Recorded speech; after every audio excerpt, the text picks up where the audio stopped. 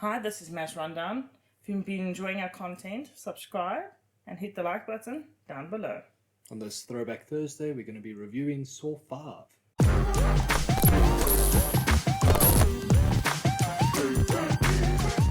Saw 5 is a 2008 horror film directed by David Hackl, starring Tobin, Costas Mandylor, and Scott Patterson. Saw 5 essentially follows two diverging routes. One part of the story focuses a lot on Hoffman because he's the new Jigsaw killer, and his protagonist, which is Strahm, who's trying to catch him. And another route, which is your typical classic Saw game with a group of people who are connected in some way, who have to go through a bunch of traps in order to survive. So let's look at the good. In general, I think the directing was better in this movie. I know some people might disagree with that because a lot of people like the original director, but I preferred this directing. I also think possibly because of the directing style, a lot more attention was given to the environment. And the environment actually looks pretty cool. It's very dingy and decayed, and it reminds me a lot of the bad Silent Hill universe a bit. And it's very cool. It's very much fits the Saw universe, and I like it. It could have been like this for all the movies, but I really noticed it in this movie. I think also in general, the acting was a lot better in this movie, except for Hoffman. I still don't think he's a great actor.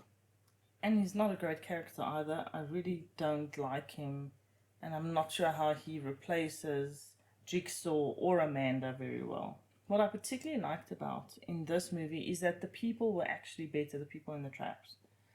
Because you kind of did like them a little bit more until you hear, why they're there, of course. But they acted so much better, they were a lot more personable, so you actually felt a little bit connected to them. Which is a pity. The one I liked was one of the first to die as well, so that kind of sucked. But in general, yeah, better characters. And the actress who played Darla, she's the worst of the lot. Of course. She's Darla. And very heartless. So I wasn't surprised that they picked her. I also think that the traps were a lot better, because it was more like your first and second movie traps. I think in the third and fourth movie, at times, the traps were a bit lazy. Yeah. And a bit too gory. Particularly liked it when the cop's head got stuck in the box. Yes. And he shoved that pen in his throat to do a track. It's clever. So that he could breathe. It was very clever.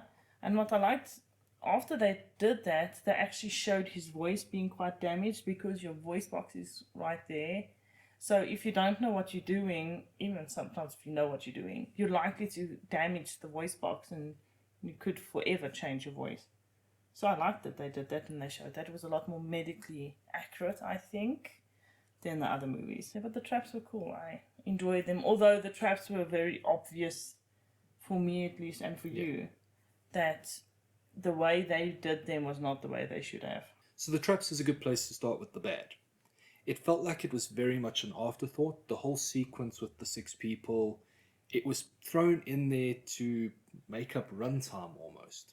Because it felt like they wanted to focus just on the story with Hoffman and Strahm and that cat and mouse game that they were playing. And then oh no, we've only got 40 minutes of movie, yeah, we need to throw in something, so let's add this traps. I didn't necessarily feel like that, but I think it's mainly because I focused on the section with the traps, and when Strahm and Hoffman were on screen, I didn't pay that much attention, because I found that whole plot line really boring and at times excruciating. And 90% of that was walking down hallways. Yeah, I wasn't really into that. I wanted to watch Saw to actually watch the rooms and escaping and that, not to watch a cop running down hallways all the time. Also, the movie is continuously living in the past. We're getting so many flashbacks, and flashbacks we really don't need. It confuses the timeline. I mean, these movies are 4 or 5 years apart as well from the first one, so we're visiting stuff nobody really cares about anymore. And it's just not necessary. And I think at times, because they're trying so hard to make all these extra links, that it actually causes plot holes. I don't know, there were just a few things, especially with Amanda's character now having Hoffman be his original apprentice. I think it changes the psychology behind that. And it's kind of understandable, but I think it breaks it a little bit. You would think by the fifth movie they would be wanting to progress the story further, but not just keep referring back to the previous movies to try and patch up plot holes and stuff. I don't know why they keep on going back, and I think Tobin Bell's past has been looked at significantly. It's enough.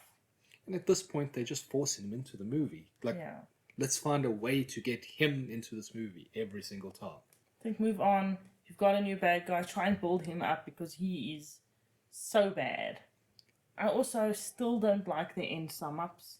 Like, we watched the whole movie. You don't have to show us every little thing where you're trying to be so smart.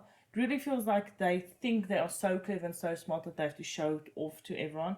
Like, we don't make those connections anyways. Or if we really wanted to make more connections, watch the movie again. And the worst is getting to like the fifth movie, it wasn't smart. There wasn't really twists in this movie.